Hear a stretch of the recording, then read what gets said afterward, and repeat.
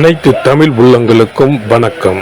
நாம் இந்த பதிவில் 2024ஆம் ஆண்டின் 11வது மாதமான மாசி மாதத்தின் 12 ராசிகளின் பலன்களையும் அதற்கான பரிகாரங்கள் என்னென்ன என்பதையும் இந்த பதிவில் விரிவாக காண்போம்.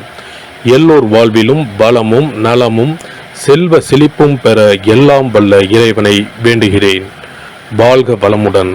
நிகழும் ஸ்ரீ மங்களகரமான தமிழ் வருடம் சோபகிருது 2024ஆம் ஆண்டு மாசி மாதம் 13/2/2024 செவ்வாய்க்கிழமை அன்று வளர்பிறை சதுர்த்தி திதியில் புத்திரட்டாதி நட்சத்திரத்தில் அமிர்த யோகம் சதுர்த்தி விரதம் கூடிய நன்னாளில் இந்த மகத்தான மாசி மாதம் பிறக்கின்றது. மாத தொடக்கத்தில் மாசி மாத கிரக நிலைகளை ஆராய்ந்து பார்க்கும்போது மேச ராசியில் குரு பகவானும், கன்னி ராசியில் கேது பகவானும், மகர ராசியில் செவ்வாய், புதன் மற்றும் சுக்கிர பகவானும் சஞ்சரிக்கின்றனர். கும்ப ராசியில் சனி பகவானுடன் சேர்ந்து சூரிய பகவானும் சஞ்சரிக்கின்றனர். மீன ராசியில் ராகு பகவான் சஞ்சரிக்கின்றார். தமிழ் மாதங்களில் 11வது மாதமான மாசி மாதம் இது வழிபாட்டிற்கு உரிய மாதமாகும். சூரியன் கும்பராசியில் பயணம் செய்வதால் இந்த மாதத்தினை கும்ப மாதம் என்றும் அழைப்பார்கள். சூரிய பகவான் பிப்ரவரி 13 அன்று மகர ராசியில் இருந்து கும்பராசிக்கு பேச்சியாகின்றார். மாசி மகம் வருடத்திற்கு ஒரு முறை வீதம் மட்டுமே வரும். அதாவது மாசி தமிழ் மாதத்தில் மகம் நட்சத்திரத்தில் எப்போது பௌர்ணமி வருகிறதோ அன்றைய தினம் மாசி மகம் ஆகும். 12 வருடங்களுக்கு ஒரு முறை வருகின்றதை மகா மாசி மகம் தினம் என்று அழைக்கிறோம். இது கும்பகோணம் கும்பேஸ்வரர் கோவிலில் வெகு விமர்சையாக நடைபெறும். அதேபோல் திருக்கோஷ்டியூர் பெருமாள் கோவிலிலும் இந்த திருவிழாக்கள் வருடத்தில் ஒரு முறை வருகிற மாசி மகத்தில் நடைபெறும். இந்த நாள் எதற்காக நாம் கொண்டாடுகிறோம் என்றால், நமது பாவங்களை போக்கவும், பித்ருக்களை வேண்டுவதற்கும், தோஷங்களை போக்கவும் மற்றும் மகப்பேறு கிடைக்கவும் நாம் கொண்டாடுகின்றோம். அனைத்து வருடங்களிலும் ஒரே மாதிரி தேதிகள் வராது. வருடா வருடம் தேதிகள் மாறும். கங்கை, காவிரி போன்ற நதிக்கரைகளில் புனித நீராடி நாம் முன்பின் செய்த பாவங்களை போக்கலாம்.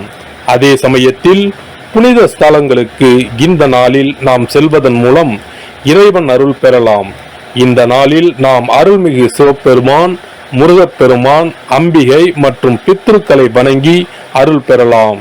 நதிக்கரைகள், கடல்கள், குளங்களுக்கு செல்ல முடியாதவர்கள் உங்கள் வீட்டில் உள்ள தண்ணீரை புனித நீரென நினைத்துக் கொண்டு நீராடலாம்.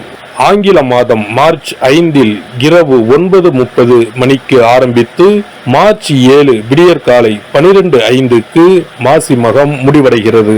தனுசு ராசி அன்பர்களுக்கு மாதம் தொடங்கி 16வது தினம் முடிவதற்குள் ஏதோ ஒரு வகையில் நன்மை ஒன்று காத்திருக்கிறது. ஆனாலும் மாதம் தொடங்கியதிலிருந்து 8ஆம் தினம் வரை கவனமாக இருக்க வேண்டும். பதட்டப்படக்கூடாது. ஆவேசம் தவிர்க்க வேண்டும். அனாவசிய விஷயங்களில் இறங்கக்கூடாது. காரணம், ராசிக்கு சுகஸ்தானத்தில் அமர்ந்திருக்கிற ராகு கிரகம் சற்று ஏடாகூடமான இளைஞல்களை ஏற்படுத்தலாம். இம்மாத கிரக நிலைகளில் 3இல் சூரியன் சனி கூட்டணி ஏற்பட்டிருப்பதால் எல்லா விஷயத்தையும் மேன்மையுடன் அடைந்து விடுவீர்கள். சூழ்ந்திருக்கிற கவலை, நெருக்கடி பிரச்சனைகள் அனைத்தும் முடிவுக்கு வரும். எதை தொட்டாலும் அதிர்ஷ்டத்துடன் நிறைவேறும். அன்றாட வருமான குறைபாடுகள் நீங்கும். சேமிப்பு உயரும். பணி, வேலை, பொறுப்பு விஷயங்களில் உயர்வு ஏற்படும். சச்சரவுகளுக்கு வேலை இல்லை. இல்லத்தாருடன் மகிழ்ச்சியும் ஒற்றுமையும் அதிகரிக்கும். வாழ்க்கை துணை அனுசரணையோடு நடந்து கொள்வார்.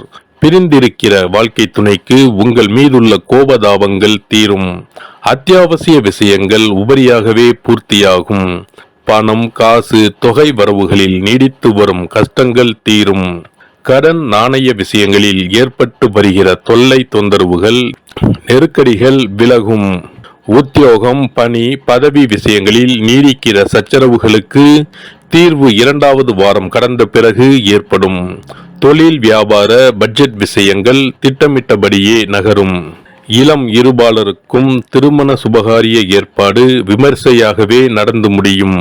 இம்மாத 1, 9, 16, 24, 29வது தினங்களில் ஆடம்பர சௌகரிய மேன்மைகளும், எதிர்பாராத பரிசு பண திடீர் ஆதாய உபரி லாபங்களும், பொன்பொருள் சேர்க்கைகளும், சொத்து பத்து சார்பான அனுகூல மேன்மைகளும் கிடைத்து சுகமாக நகரப்போகிற மாதம் இது. மன வாழ்க்கை வகையில் சங்கடம் தொடர்ந்தாலும் நல்ல முடிவு ஏற்படும். விருப்பப்பட்ட உயர்கல்வி அமையும். சொந்த நிலபுலன்களை மீட்டெடுத்து விட இருக்கிறீர்கள். தெரிந்த விஐபிக்களால் ஆதரவு காத்துள்ளது. வியாபாரிகளுக்கு வியாபாரத்தை அபிவிருத்தி செய்வதற்கு ஏற்ற மாதம். புதிய கிளைகளை திறப்பதற்கும் புதிய துறைகளில் முதலீடு செய்வதற்கும் தகுந்த நேரம் இது. ஏற்றுமதி இறக்குமதி துறையினருக்கு அந்நிய நாடுகளிலிருந்து புதிய ஆர்டர்கள் வர தொடங்கும். கலைஞர்களுக்கு லாபகரமான அழைப்புகள் வரும். புகழ் ஓங்கும். வருமானமும் உயரும். ஒரு சிலருக்கு வெளிநாடு சென்று வரும் சாத்தியக்கூறும் உள்ளதை கிரக நிலைகள் தெளிவாகவும் உறுதியாகவும் எடுத்து காட்டுகின்றன. அரசியல்வாதிகளுக்கு உங்கள் அரசியல் வாழ்க்கையில் இந்த மாசி மாதம் மிக முக்கியமான ஓர் கட்டம் என்பதை அனுபவத்தில் காண முடியும். நாட்டுப்பணியில் உங்கள் பணி மிக முக்கியமானதாக சரித்திரத்தில் பொறிக்கப்பட வாய்ப்புள்ளது. மாணவர்களுக்கு சென்ற மாதம் வரை மன நிம்மதியை பாதித்து வந்த சில தவறான தொடர்புகளிலிருந்து உங்களை விடுவித்துக் கொள்வதற்கு அனுகூலமான மாதம் இது. படிப்பில் மீண்டும் மனம் பதியும். கல்வியில் முன்னேற்றம் ஏற்படும். மனம் நிம்மதி பெறும். பெண்களுக்கு உடல் நலனில் நல்ல முன்னேற்றம் காணலாம். மனதை அரித்து வந்த பல பிரச்சனைகள் நீங்குவதால் மனம் நிம்மதி அடையும். திருமணத்திற்கு காத்துள்ள பெண்களுக்கு நல்ல வரன் அமையும். வேலைக்கு முயற்சிக்கும் நங்கையருக்கு மனதிற்கு பிடித்த பணிகள் அமையும்.